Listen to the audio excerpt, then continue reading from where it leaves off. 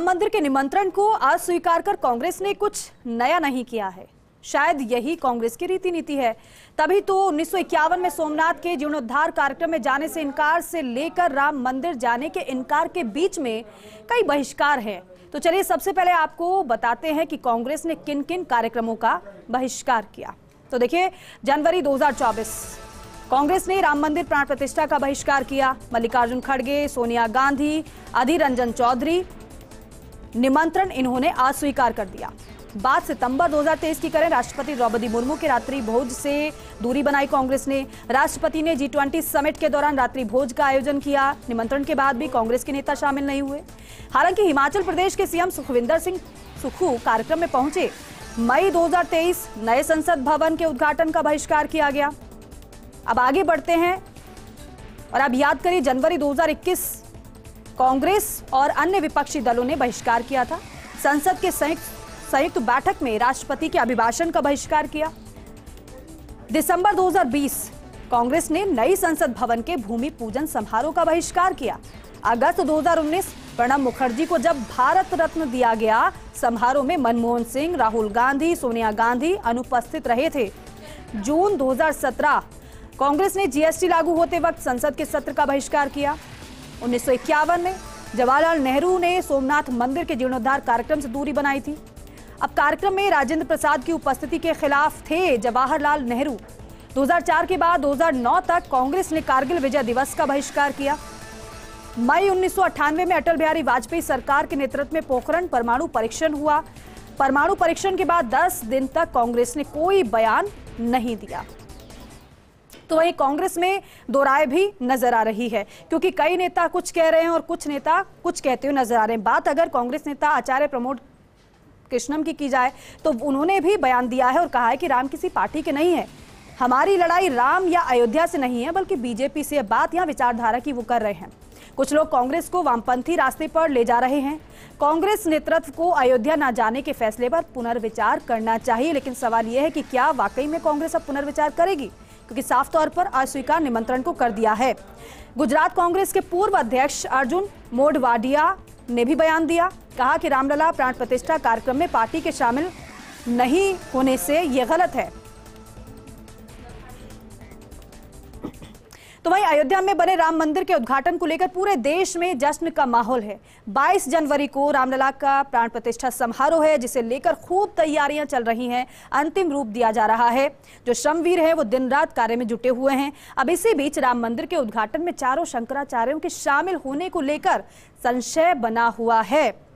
स्वामी अविमुक्तेश्वरानंद और स्वामी निश्चलानंद सरस्वती ने मंदिर के उद्घाटन समारोह में शामिल होने से मना कर दिया है। उनका कहना यह है कि ये कार्यक्रम सनातन धर्म के नियमों को ध्यान में रखकर नहीं किया जा रहा है।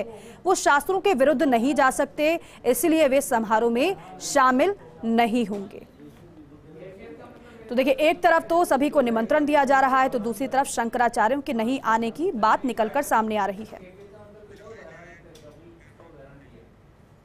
मंदिर अभी पूरा हुआ नहीं है और मंदिर पहले पूरा हो जाने दिया जाए। अभी निर्माण कार्य वहां पर चल रहा है। वो जो कह रहे हैं वो लोग अपना करें। उनको उनकी अपनी मजबूरी है। देखिए, हमारी मजबूरी कोई नहीं है। हम धार्मिक व्यक्ति हैं। हम चाहते हैं कि विधि विधान के साथ काम हो, पूरा मंदिर बन जाए, फिर प्रतिष्ठा हो। लेकिन जो राजनेता हैं उनकी जरूरत है कि सामने चुनाव है, तो वो चाहते हैं कि हर जगह से हम चुनावी राजनीति में जो लाभ लेना बनता है वो ले लें। इसलिए उनकी मजबूरी है कि वो अभी उनको करना है। हमारी मजबूरी नहीं है। तो हमारी तो जब पूरा मंदिर बन जाएगा, विधि विधान के साथ प्रतिष्ठा हो जाएगी, और फिर हमने ये कहा है कि जब गौ हत्या बंद हो जाएगी तब हम राम जी का दर्शन करेंगे, कि गाय ही राम को लेके आई थी। शास्त्रीय मर्यादा का पालन करते हुए सब काम होना चाहिए। और राम जी सेकुलर नहीं है। शास्त्रीय पक्ष का ध्यान रखते हुए शास्त्र सम्मत विधा से ही प्रतिष्ठा होनी चाहिए और पूजन का भी क्रम होना चाहिए। अन्यथा देवता का जो तेज है तिरोहित हो जाता है, और वह तिरोहित हो जाने पर डाकनी शाकनी भूत प्रेत पिशाच अर्चा विग्रह या मूर्ति में प्रविष्ट हो जाते हैं, पूरे क्षेत्र को तहस नहस कर देते हैं। इसलिए शास्त्रीय विधा से ही सब काम होना चाहिए। महाराज जी आप जाएंगे क्या? जैसा नहीं, मैं तो नहीं जाऊंगा। अयोध्या तो जाता रहता हूँ, जाता रहूँगा, लेकिन उस कार्यक्रम में मैं सम्मिलित नहीं हूँ। केंद्रीय नागरिक उड्डयन मंत्री ज्योतिरादित्य सिंधिया, उत्तर प्रदेश के मुख्यमंत्री योगी आदित्यनाथ, केंद्रीय मंत्री वीके सिंह के साथ अन्य वरिष्ठ अधिकारियों ने अहमदाबाद और अयोध्या के बीच पहली त्रि-साप्ताहिक उड़ान को हरी झंडी दिखाई। इस दौरान केंद्रीय मंत्री ज्योतिरादित्य सिंधिया ने कहा, आज एक बहुत नया इतिहास रचा जा रहा है। अयोध्या की पावन भूमि पर एक नव वर्ष का उत्साह हमने 30 दिसंबर को देखा था, जब पीएम मोदी ने अयोध्या के भव्य हवाई अड्डा और नवीन रेलवे स्टेशन का उद्घाटन किया था। वहीं मुख्यमंत्री योगी आदित्यनाथ ने कहा, मुझे प्रसन्नता है कि अयोध्या अहमदाबाद के बीच जो सेवा शुरू हो रही है, उससे श्रद्धालुओं को अहमदाबाद से अयोध्या और अयोध्या से द्वारिका धाम, सूरत, सोमनाथ आदि पवित्र स्थलों की यात्रा करने में आसानी होगी। 30 दिसंबर को इस चौथे इंटरनेशनल एयरपोर्ट के उद्घाटन के साथ ही अयोध्या दिल्ली के बीच में वायु सेवा प्रारंभ हुई और आज मेरे लिए अत्यंत प्रसन्नता का क्षण है कि अयोध्या से अहमदाबाद को जोड़ने के लिए एक नई वायु सेवा इंडिगो के द्वारा प्रारंभ की जा रही है। यह उन अनंत संभावनाओं को जो 2014 के बाद देश के अंदर हम सबको देखने को मिला है, उन सबको आज हमें इन सेवाओं के माध्यम से देखने को भी मिल रहा है। मुझे देख करके प्रसन्नता है कि इंडिगो एयरलाइंस तेजी के साथ न केवल उत्तर प्रदेश में बल्कि देश के अंदर अपनी वायु सेवा का विस्तार करने में सफल हुई है।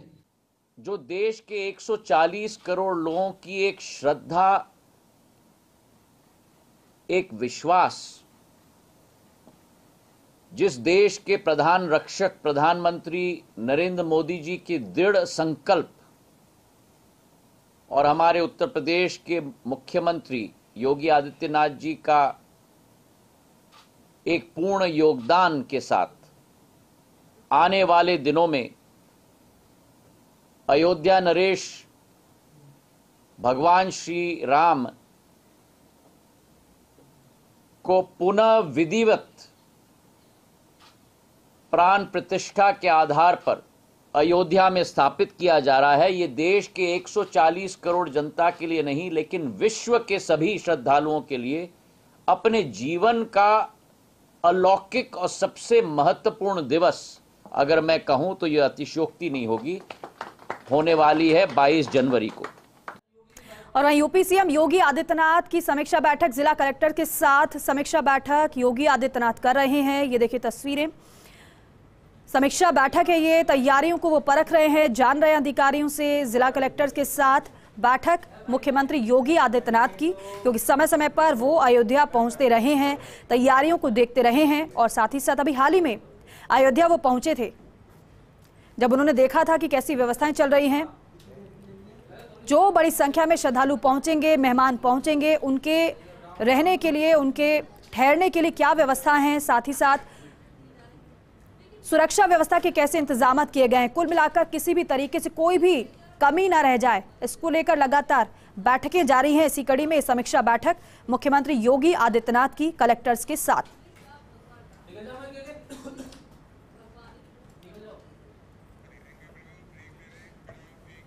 रुकेंगे यहां पर एक छोटे से ब्रेक के लिए, जल्द लौटेंगे।